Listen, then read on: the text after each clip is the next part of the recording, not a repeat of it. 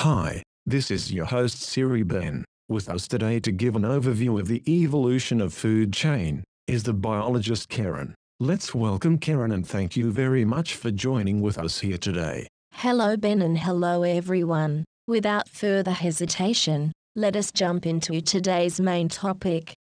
A food chain describes how different organisms eat each other for survival. Food chain separated in three different parts: the producer, the consumer and the decomposer. Plants are producers. They are living things which take the non-living matter from the environment, such as minerals and gases, and uses them to support life. Usually they make their food from sunlight through photosynthesis. Plants are the only living being which create new energy for other new living beings.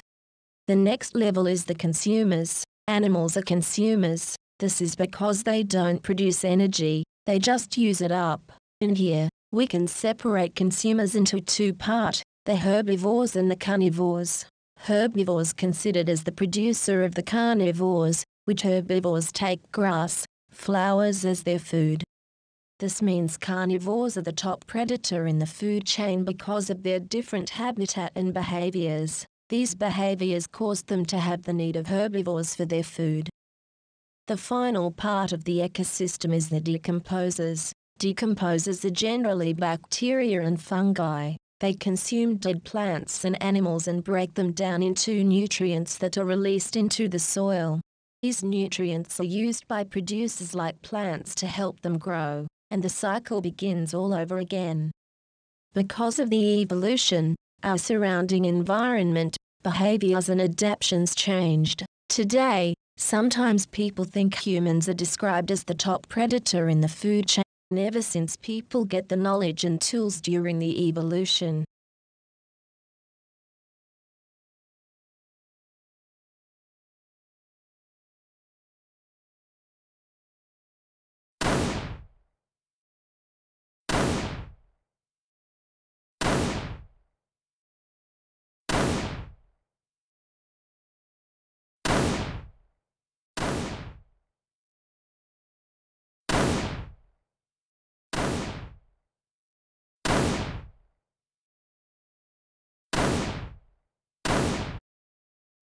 Humans are the top predators because they can do anything they want. They hunt animals, put them in cages or even make experiments on animals. But this is not what we call a food chain. Industrialized farming methods have a huge effect of being both isolated from natural processes and imposing themselves upon them. We do not produce the plants for feeding the cows. We are taking away the natural resources, seeds, and start to build our own world.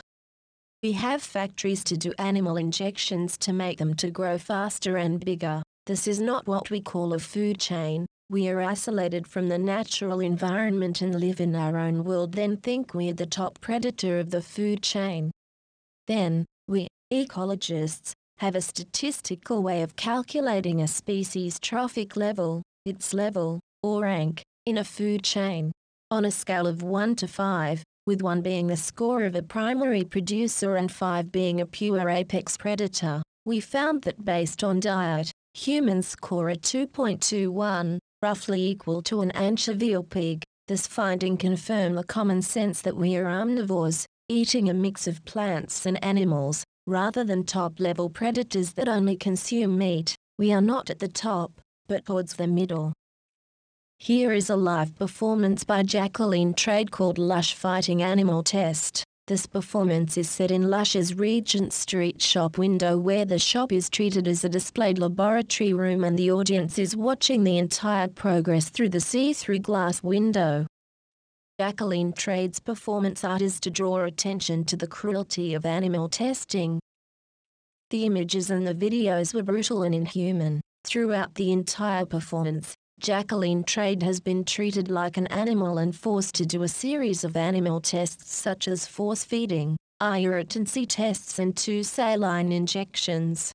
This performance art demonstrates there is no difference between human and animal. Animals should be treated equally as human. This video highlights the way we think about human as a standard species, so that human can do whatever they want to do to animals because they think they are different to animals.